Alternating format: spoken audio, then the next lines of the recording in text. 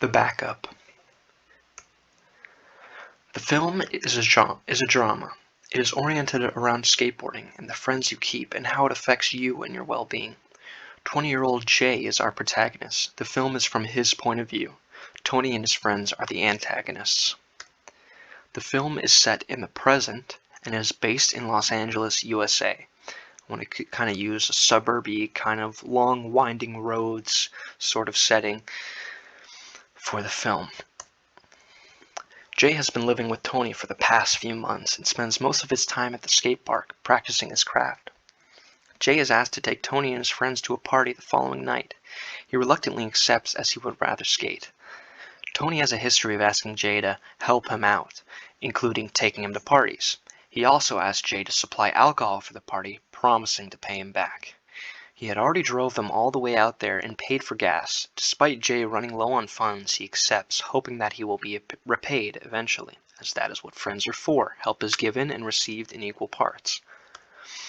Upon their arrival at the party, Jay feels as if he is an outcast, as he doesn't know anyone at the party, and he has no plan of drinking tonight as he has to drive his friends home. The party drags on for a couple of hours before Jay asks Tony if they will be leaving soon.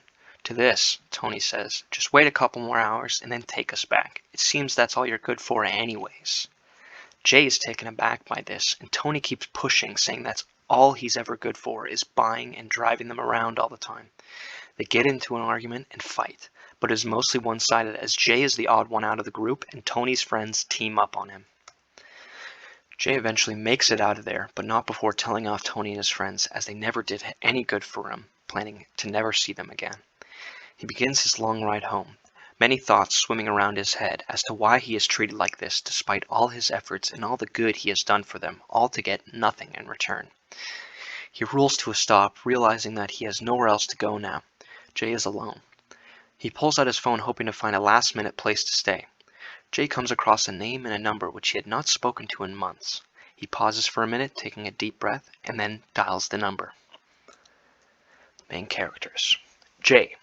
He's dedicated, an introvert, with a passion for skateboarding.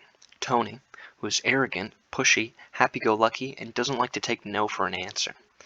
Jay and Tony live together in Tony's condo, whom he is renting out to Jay for the time being. Tony has a group of friends, more like minions, who go along with everything he does for the most part. Jay needs people around him. He is affliction to being alone, almost. He wants to be surrounded by people who respect and love him for who he is. It is inspired by my Presentation 1 film, which was Lords of Dogtown, directed by Catherine Hardwicke. It follows the same sort of band of brothers mentality until internal problems affect the strength of their friendships. Instead of having the friends break apart and then reunite at the end, I took more on the approach of learning from your friends' mistakes or wrongdoings and changing yourself based on those experiences. The main character's name is Jay, which is inspired by Jay Adams from Lords of Dogtown, who is in my opinion the real main character of the film, who makes the most correct decisions out of all the members of the Z-Boys, which was highlighted in my Presentation 1. Technical aspects, shot types and angles. When Tony is talking to Jay, I want to portray Jay as lower in the status, at the start at least. Like low angles for Jay and high angles for Tony to show the dominance he has over Jay. Like the Harry Potter picture for Jay, and for Tony the Matrix photo. And then when they fight, to show Jay as the dominant character at the end, as he is the one who came out victorious in the more reasonable sense, as nobody wants friends like Tony. Like a high angle over the shoulder shot looking at Tony after the fight, sort of like how Harry Potter is again, except with Jay in the frame looking at it. I want the style to be almost like a found footage kind of style, like during the party scene. I will use phone cameras to show Jay in the corner while they are recording everyone else having fun, sort of like Project X, like having like a sweeping shot of the whole crew of everyone partying, having a good time, and then like maybe like a slow zoom of Jay like in the corner on his own. For the aesthetic, color palette I went with was oranges and blues for the LA sunsets and the nighttime driving scenes, especially at the start of the film. We're going to have the sun setting before the party starts, and then as he's driving it'll be a lot more darker and blue, like the Terminator picture up top. During the party scene, I want a clash of colors showing how unorganized the party is, like pink screens and purples, etc., like the the riot scene at the bottom there. I believe that's also from Project X.